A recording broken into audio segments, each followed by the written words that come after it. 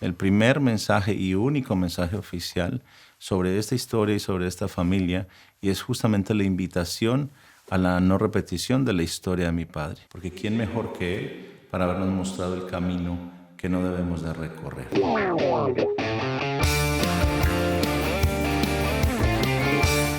Crecí sabiéndome el dueño de un mundo mágico en donde no había límite. Había sí un detalle en particular, la gente que me cuidaba.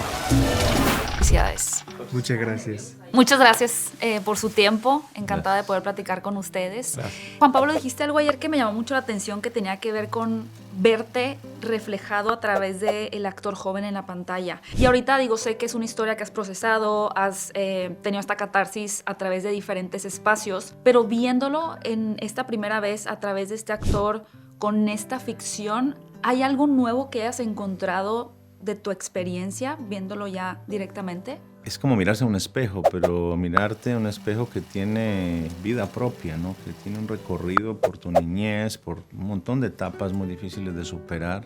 Yo en la intimidad de la amistad con Hanner hablé con él y le decía gracias porque de alguna manera lograste compenetrarte tanto con mi vida, con mi personaje, con mis vivencias, con mis sufrimientos, que cuando yo lo veo a él en la pantalla es como que estoy viendo ese espejo, ¿no? Y es redescubrir todos los miedos y los traumas que tuve que superar y las situaciones extremas por las que tuve que pasar. Así que sin duda que creo que él hizo un gran trabajo y me permitió a mí y me permite aún hoy poder reevaluar mi vida y entenderla desde otro lugar, ahora que soy adulto, porque esta es la historia de un niño la que estamos contando aquí. Parte de estos elementos surreales que hay en la historia, las visiones que tiene Juanpi de niño, la música es muy peculiar.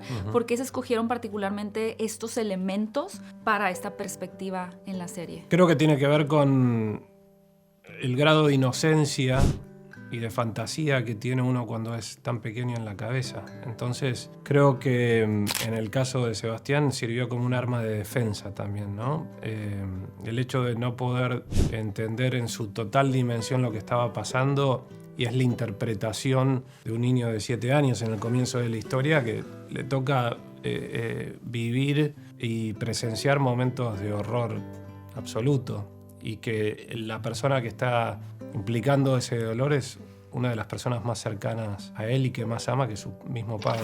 ¿Estaban nerviosos ayer? Que Sí, neta, yo sé. obvio. Experiencia, justamente eso hablamos con el compañero ahorita. Verlo en pantalla chica y en pantalla grande genera todo tipo de sensaciones internas que cambia, o sea, cambia el sentido de las cosas. Las cosas que son grandes se vuelven 10 veces más grandes y en ese mismo sentido 10 veces más incómodas. Entonces era muy confrontativo. Sí, fue una experiencia muy, como que nos volvió a dar distancia un poco del proyecto, como que nosotros ya lo habíamos visto, pero verla y fue como, ¡ah! Pues, pucha, estamos contando una historia muy fuerte, pese a que ya lo sabíamos, pero uno a veces como que se mete tanto en la historia y todo el rodaje fue muy, pues como muy permeado de emociones muy juguetonas. Todo el mundo era muy amoroso en el set, que uno a veces como que pierde noción de la crudeza. Exacto. Y ayer fue como, wow, fue... Y eso habla muy bien, porque estamos muy cuidados dentro del set y también es intencional eso de que no sintamos en set precisamente esa crudeza que al final termina notándose en la gran pantalla. Pero sí, fue una experiencia rara, muy agradable. Es interesante que al final, incluso al día de hoy viendo esto, exista como este nuevo análisis, ¿no? De tu pasado, de la vida.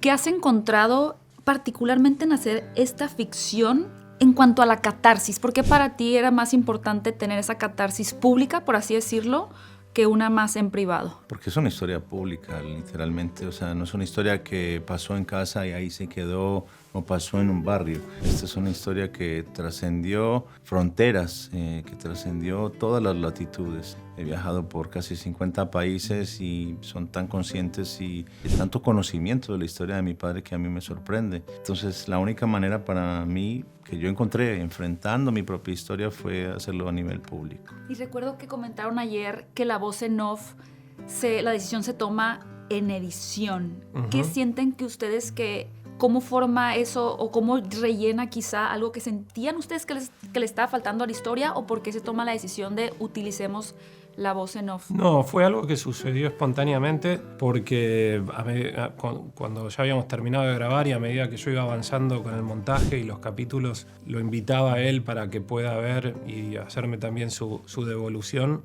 Y me acuerdo de estar ahí adentro y a medida que estábamos viendo material, él agregando en detalles, información y sentimientos a medida que él volvía a revivir esos momentos, y dije, no estaría mal probar de que esto también lo pueda escuchar el espectador. Y ahí fue cuando decidimos un poco reproducir y escribir todo lo que él me decía y instalar esa voz en off. Y cuando lo vimos dijimos, esto funciona muy bien y nos da una cercanía mucho más próxima al personaje y a sus emociones y sensaciones. Justo ayer mencionaste que, llevando este tema del elenco, como esta familia y esa complicidad, ayer mencionabas justo que dentro de estos personajes que eran los sicarios había una complicidad, había cierta familiaridad. Y finalmente creo que al ser quienes proveen de cariño a Juanpi, eso genera como cierta empatía del parte del público, ¿no? Y quería preguntarte justamente desde dónde cuidaron ustedes esa línea de decir, ok, sé que los personajes pueden ser carismáticos y pueden generar esa empatía, pero ¿hasta dónde llego para que no se vuelva aspiracional? ¿Cómo trabajaron 100%, ustedes eso? 100%. Eso era uno de los puntos más importantes y que siempre como tuvimos muy consciente, porque esto no queríamos en ningún momento que la gente, esto fuera una alegoría a el sicariato, que el mensaje al final no fuera, ay sí, qué chévere ser como Angie, ay qué chévere ser como Lagañ, no. Y entonces ahí entran igual mucho las contradicciones de toda la historia que estábamos contando, porque claro, nosotros teníamos que lograr como coro una cercanía muy especial con los niños a través de las diferentes generaciones, y eso ya estaba. Entonces como que no teníamos que poner energía de más sobre eso. Y claro, siento que a lo largo después de que los capítulos empiezan a pasar, que ya las historias empiezan a abrir un poco más de cada personaje, y cada personaje empieza a representar como los arquetipos de los diferentes sicarios o lo que puede pasar como... Entonces ahí cuando los vemos afuera del mundo de Juanpi, creo que ahí logramos también empezar a entender los dramas de estos personajes que algunos empiezan a cuestionar, pues pucha, ¿yo qué hago haciendo parte de este mundo? Otros empiezan la vida les cambia porque tienen un hijo, entonces yo no pensaba en el futuro y ahora tengo un hijo y yo, ¿qué hago? Entonces, claro, siento que cuando logramos entrar como en esas dimensiones más profundas y en esas vidas afuera de la vida de Juanpi, ahí es que empezamos a ver como la complejidad de lo que significa pues ser un sicario. Con esta serie, y lo vimos ayer, una chica colombiana preguntó, ¿no? Está un poco dualidad entre los colombianos que dicen es que ya no quiero escuchar más el apellido Escobar, ya no quiero ninguna historia de ninguna perspectiva. Y por otro lado, incluso lo vi en comentarios ayer que publiqué, que estaba viendo los primeros 3 episodios, que decían, yo creo que cualquier historia merece ser contada, ¿no? Entonces, me imagino que ustedes también estuvieron en algún punto, sobre todo tú, Juan Pablo, entre lo hago, no lo hago, sí, no. ¿Cómo llegaste a ese punto en el que la balanza se inclina hacia un sí merece ser contada, a pesar de que hay mucha gente que dice ya no quiero escuchar más esta historia? Porque creo que la verdad y la memoria son esenciales para cualquier sociedad. Aquellas sociedades que tienden a ignorar, a tapar, a mirar hacia otro lado de su propio pasado, de su propio presente, pues no aprenden nada y se repiten sistemáticamente esas historias. También me pasó algo muy bonito porque cuando termino se me acercaron otras 2 chicas colombianas, mucho más jóvenes, tenían menos de 20 años, y me dijeron, quiero que sepas que apoyamos tu mensaje, que entendemos lo que estás queriendo hacer y que creemos en lo que estás haciendo y que estás dejando un mensaje muy positivo y que estás dejando en alto el nombre de nuestro país, porque estás mostrando que sí se puede cambiar, que la violencia no puede continuar en Colombia y que hay esperanza aún para aquellos que crecen dentro de un ambiente tan violento como el que tú creciste. Ese para mí fue el mensaje más importante. Aquí no hay la intención de perpetuar la imagen y la historia de mi padre, sino justamente dejar el primer mensaje y único mensaje oficial sobre esta historia y sobre esta familia, y es justamente la invitación a la no repetición de la historia de mi padre, porque ¿quién mejor que él para habernos mostrado el camino que no debemos de recorrer. Creo que también algo bien interesante como realizador, Sebastián, es que dicen que están las películas o las series que uno piensa, las que se filman y las que terminan siendo. ¿Cómo ha sido ese arco para ti de lo que estaba en una primera imagen a lo que finalmente ya está viendo la audiencia? ¿Sientes que mutó de alguna manera? Siempre muta porque se van sumando talentos, ya sea el talento de un director o de los actores, de la gente que está a cargo del arte y la ambientación, la fotografía. Entonces uno tiene un objetivo y una imagen en la cabeza, pero cuando te rodeas de gente talentosa, como fue en este caso, solamente crece. Entonces eso genera muchísima satisfacción. Y algo bien padre que mencionaste ayer justo de Juan Pablo, y bueno, más bien tú no mencionaste, lo mencionó él, es que le hiciste preguntas que nadie le había hecho, al grado de que, a pesar de que ha sido entrevistado varias veces y él ha sido vocal con su historia, tú llegaste con preguntas que lo tomaron como hasta desprevenido, ¿no? ¿Qué estabas buscando en él, en esas preguntas, que no había en documentales, en libros o en las historias que tú ya habías escuchado? Creo que siempre pude trabajar solamente con el guión. El guión estaba tan bien escrito que podía fácilmente trabajar solamente con él, pero siempre tuve la inquietud, la intención de llevar ese trabajo de una forma un poco más cercano a lo honesto en mi concepto, ¿sabes? Entonces sí vi importante tener en cuenta su consejo, tener en cuenta desde el relato, ¿sabes? Cómo pasaron ciertas cosas que humanamente no se están contando. Yo le hacía preguntas tan fáciles que no suenan tan trascendentales. Preguntas como, ¿cómo te sentías tú cuando estabas solo, sin hacer nada y no estabas en peligro? Porque ahí es donde está la verdadera humanidad del personaje. Ahí es donde se ocultan muchas cosas, muchas sombras que no se muestran en otros contextos violentos, que no se cuentan en un contexto fuera de lo que ya está contado. Entonces para mí era muy importante conocer detalles tan simples como cuál era su animal favorito, cuando estaba en la hacienda, qué le gustaba hacer, porque eso hablaba también mucho de la relación que tenía con las personas que habitaba, con su mamá, con sus animales, con sus nanis, con su padre. Creo que dentro de esas preguntas encontré un apoyo para llevar el relato de una manera mucho más responsable y honesto. Y me sirvió muchísimo, siento que me sirvió muchísimo. También el trabajo conjunto, el trabajo con los directores, con mis compañeros, ayuda a que atraviese más esa humanidad y esa sensación de honestidad, porque era al final lo que quería encontrar. Una cercanía mucho más sincera con la verdad. Y un detalle interesante es la cámara que Juanpi siempre tiene. Sí, o sea, me imagino que hay muchos archivos, pero me encantó ver que es algo que se explora mucho en la serie, el verte con la cámara grabando. Tenemos una serie.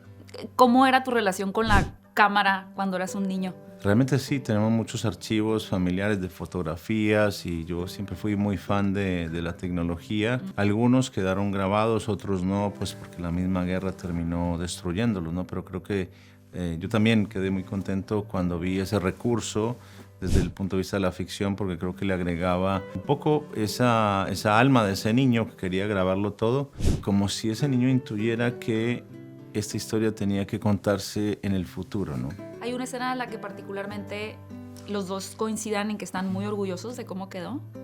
Sí, creo que no hay una, son muchas.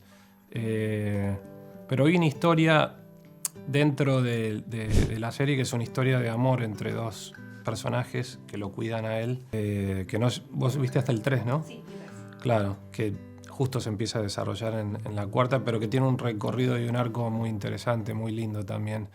Por eso te digo que también en esta serie hay una historia de amor y una resolución muy interesante. Y una de mis partes favoritas es en el final de la serie, que tiene que ver con un reencuentro de Juan Pablo. Pensando en su proceso y en cómo iban internalizando, que antes de empezar a rodar cámara, un poquito su ritual, algo que se dijeran para poder entrar en asumir ese personaje, un poquito en tu caso basado en lo que platicaste con Juan Pablo y en tu caso lo que pues trabajaste individualmente. Yo tenía un objeto como ancla, que era como la cadena de ella, y con Angie yo siempre pensé en la energía como de la marihuana, porque yo tengo otro ritmo muy distinto, tengo otra cadencia en mi acento, y yo con ella quería lograr encontrar esa sicaria dentro de los elementos que Juanita tiene, pero sin que sea Juanita. Y yo pensaba mucho como en esas cualidades. Entonces era muy loco cuando estábamos grabando sobre todo en el pabellón de los Nanis, que fue donde arrancamos a grabar, que eso era en una finca a las afueras de Medellín, en Popalito, que era muy chistoso porque imagínate que estábamos haciendo pruebas de cámara antes de empezar a grabar, y el fotógrafo estaba pues como tomándonos la foto de los Nanis, y apenas estábamos todos como encontrando sus personajes, porque aparte todos los Nanis en la vida real somos pues, unos pastelitos, somos súper tiernos, y el fotógrafo era embalado como ¿qué hago? ¿Qué hago? No, pero pósenme como, acuérdense que son los sicarios, y en un momento dice, no, pasen las armas a ellos porque es que no, se ven demasiado tiernos. Entonces claro, pero ya después de todo el proceso con los directores, logramos una cosa que cuando entrábamos todos eran como que a todos nos cambiaba la energía, muy impresionante, que eso fue muy lindo. Creo que también era una energía colectiva que en mi caso, pues que yo grababa más con los Nanis, logramos, que nos sirvió mucho a todos. Yo no tenía un objeto, pero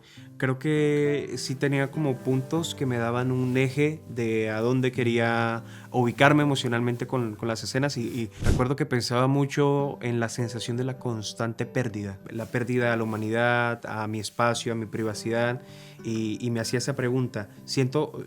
Me decía a mí mismo, si siento que estoy a punto de perder las cosas, eso le da otro tono, otro color a la interpretación, y le da una arista muy bonita a la escena. Entonces creo que eso era una de las cosas que siempre intentaba pensar, el personaje en la sensación de pérdida. ¿Cómo va evolucionando el tema de los sicarios en cuanto a esta dinámica que se ve como amigable, divertida, hacia algo pues sumamente trágico, ¿no? Y que nadie espera? Quisiera reforzar con ustedes, ya para terminar, si sería para la gente un error ver solo, por ejemplo, 2 episodios o 3. ¿Creen que podrían emitir un juicio incorrecto al no terminar de ver la serie completa? Yo creo que en cualquier caso, perdón, Sebas, que en cualquier caso, o sea, leer un libro o ver una serie incompleta y juzgar es no tener toda la información para emitir un juicio donde faltan elementos que te pueden ayudar a formarte una mejor idea del mensaje que queremos dejar. Coincido, sí. Es una obra que merece ser evaluada en su totalidad. Es que igual creo que está tan bien escrita que no hay necesidad de puntualizar nada. A mí me pasaba que encontrando esa cercanía con los Nanis, también conté con el apoyo de Juan Pablo, y él me explicó y me daba anécdotas de cómo era esta familiaridad, este lenguaje entre ellos, que es una crianza bastante atípica, porque él realmente no los veía solamente como sus Nanis, sino como sus hermanos. Y creo que el guión es muy inteligente al no censurar esa cercanía tan permanente que había entre ellos, pero tampoco con la intención de hacer una apología o romantizar una relación rodeada de la violencia. Pero creo que es cuidado desde el guión, y nosotros siempre yo siempre me sentí con la seguridad de que el guión estaba contando lo que tenía que contar, sin necesidad de puntualizar, romantizar o simplificar una relación como la de ellos con Juan Pablo. Perfecto.